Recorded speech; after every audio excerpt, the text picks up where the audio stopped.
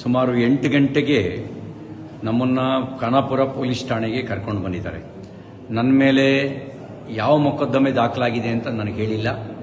ನಾನು ಕೊಟ್ಟ ದೂರನ್ನು ಗಂಟೆಗಟ್ಟಲೆಯಿಂದ ಸ್ವೀಕಾರ ಮಾಡ್ದಲೇನೆ ನಾನು 0 FIR ಹಾಕಿ ಅಂತ ಹೇಳ್ತಾ ಇದ್ದೀನಿ.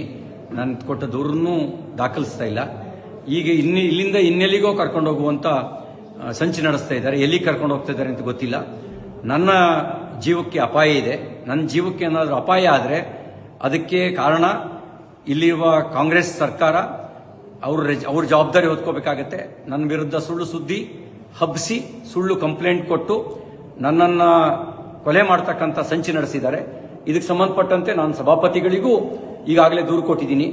ಹತ್ತತ್ರ 3:45 ಗಂಟೆ ಆಯಿತು. ನಾನು ಪೊಲೀಸ್ ಠಾಣೆಗೆ ಬಂದು ಏನು ದೂರಿದೆ ಅಂತಲೂ ಹೇಳಿಲ್ಲ, ನಮಗೆ ಏನು ಬೇಕು ಅಂತಲೂ ಕೇಳಿಲ್ಲ. ಹೀನಾಯವಾಗಿ ನಡೆಸ್ಕೊಳ್ಳೋ ಕೆಲಸ ಮಾಡ್ತಾ ಇದ್ದಾರೆ ಮತ್ತು ಇಲ್ಲಿಂದ ಎಲ್ಲಿಗೆ ಕರ್ಕೊಂಡು ಹೋಗ್ತಾರೆ ಅನ್ನೋದು ಕೂಡ ನನಗೆ ಸ್ಪಷ್ಟತೆ ಇಲ್ಲ.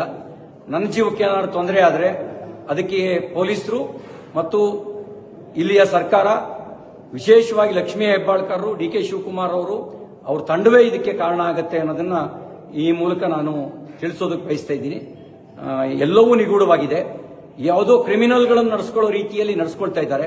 ಅವರು ನಡೆಸ್ಕೊಳ್ತಿರೋ ರೀತಿ ಅನುಮಾನ ಹುಟ್ಟಿಸ್ತಾ ಇದೆ. ಪ್ರತಿಯೊಂದು ನಡೆಯೂ ಕೂಡ ಅನುಮಾನಾಸ್ಪದವಾಗಿದೆ ಅವರು ನಡ್ಕೊಳ್ತಿರ್ತಕ್ಕಂಥ ರೀತಿ. ನಾನೊಬ್ಬ ಜನಪ್ರತಿನಿಧಿಯಾಗಿ ಮಂತ್ರಿಯಾಗಿ ಕೆಲಸ ಮಾಡಿದವನು. ನಾನು ಕೊಟ್ಟ ದೂರಿಗೆ 0 FIR ರಿಜಿಸ್ಟರ್ ಮಾಡಿ ಅಂತ ಹೇಳಿದ್ರೆ ಮೀನಾಮೇಷ ಎಣಿಸ್ತಾ ಇದ್ದಾರೆ. ಇದೆಲ್ಲವೂ ಅವರು ತುರ್ತು ಪರಿಸ್ಥಿತಿಯ ಕಾಲಘಟ್ಟದಲ್ಲಿ ನಡ್ಕೊಳ್ಳೋ ರೀತಿಯಲ್ಲಿ ನಡ್ಕೊಳ್ತಾ ಇದ್ದಾರೆ. ಜೈ ಹಿಂದ್.